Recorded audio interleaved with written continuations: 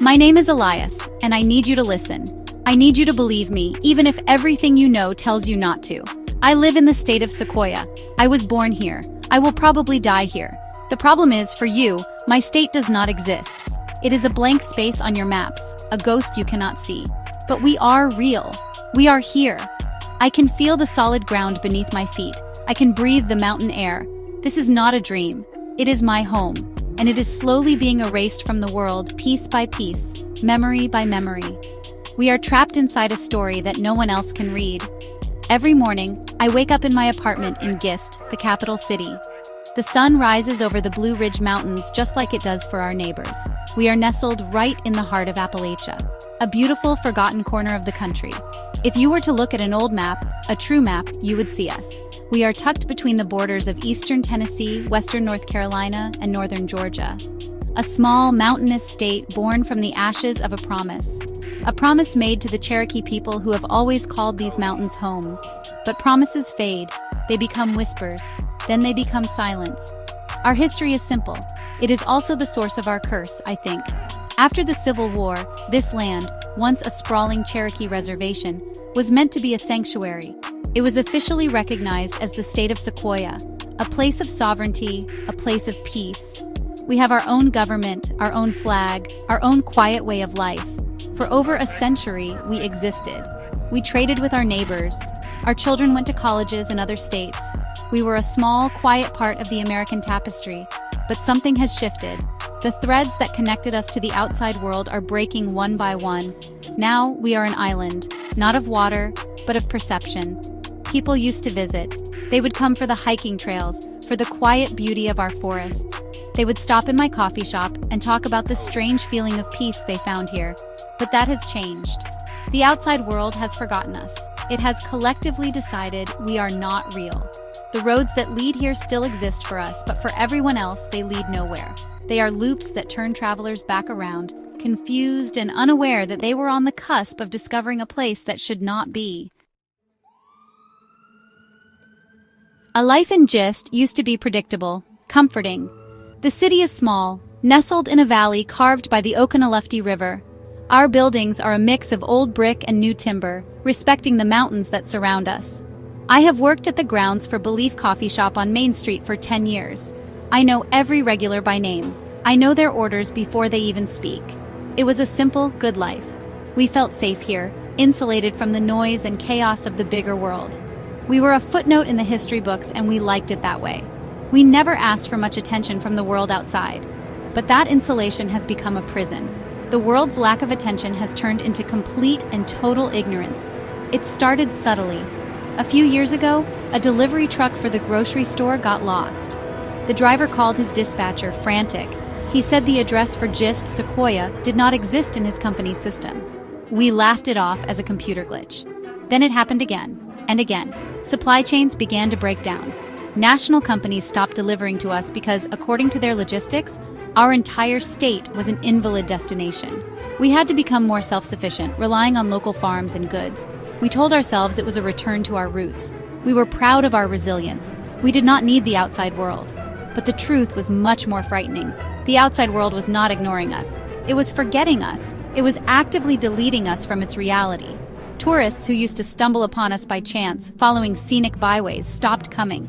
The roads that once brought them here now seemed to spit them out somewhere else entirely, leaving them miles away with a strange sense of lost time.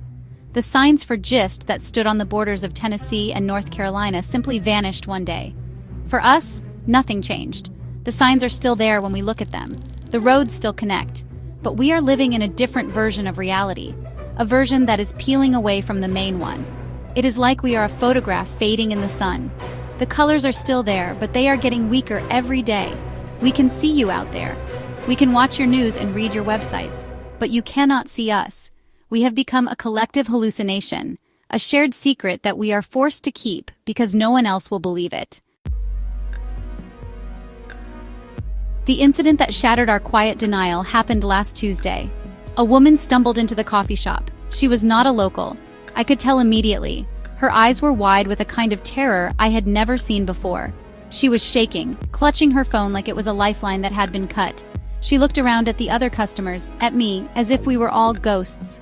She was pale, her breathing was shallow and fast. She looked like she had just seen the impossible, and in a way she had. She had found us, and she was terrified. She came to the counter, but she did not order anything. She just stared at me. "Where am I?" she whispered. Her voice was trembling. My GPS stopped working about 10 miles back. It just went blank. I took a turn, and then another. And now, where is this place? I gave her the answer I always give. The one that used to be simple. "You're in Gist," I said, keeping my voice calm. Gist, Sequoyah. The name meant nothing to her. She shook her head slowly, her fear turning into deep, unsettling confusion. "Sequoyah? That's not a state. That can't be a state." She fumbled with her phone again, trying to get a signal, trying to find her location on a digital map that had already erased us. "There's no state called Sequoyah," she said, her voice rising with panic. "I'm a history teacher. I know the states."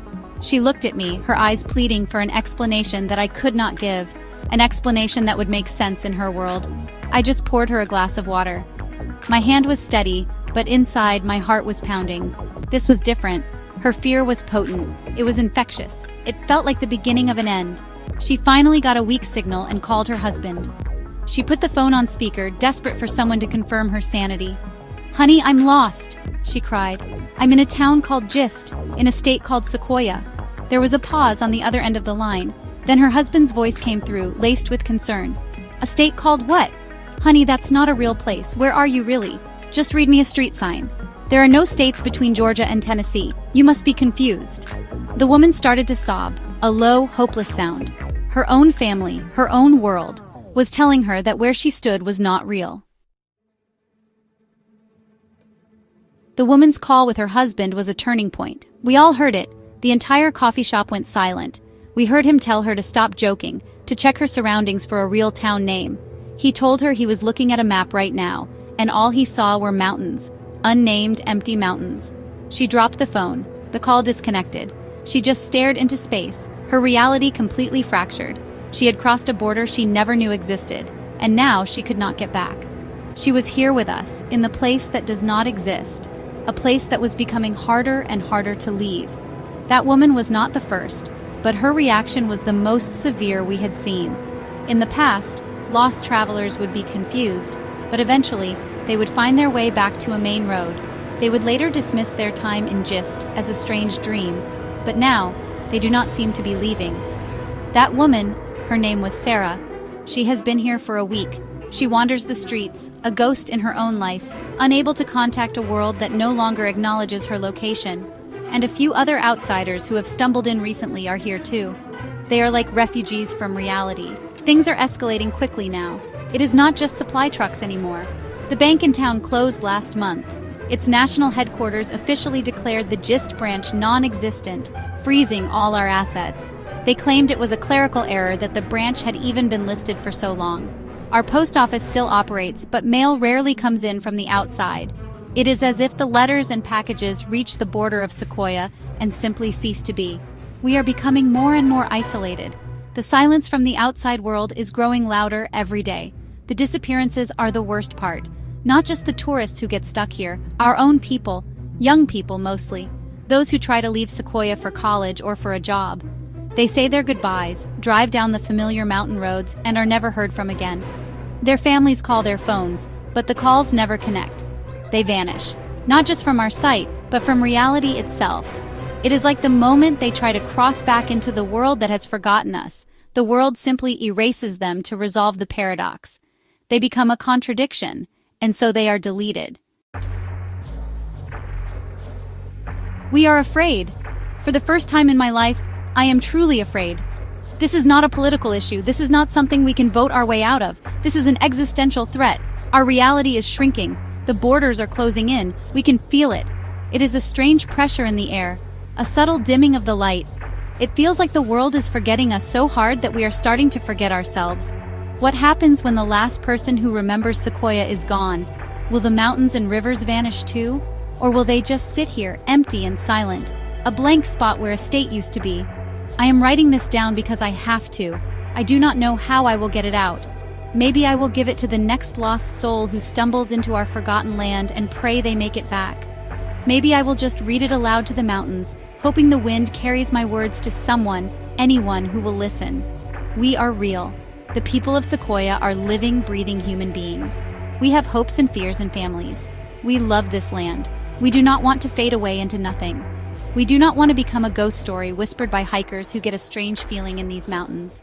This is a plea for help, a message in a bottle from a vanishing shoreline. If you are reading this, please try to find us. Look at an old map, a paper map, not a digital one that can be rewritten. Look for the space between the states, the mountains that are home to a people you have been taught to forget.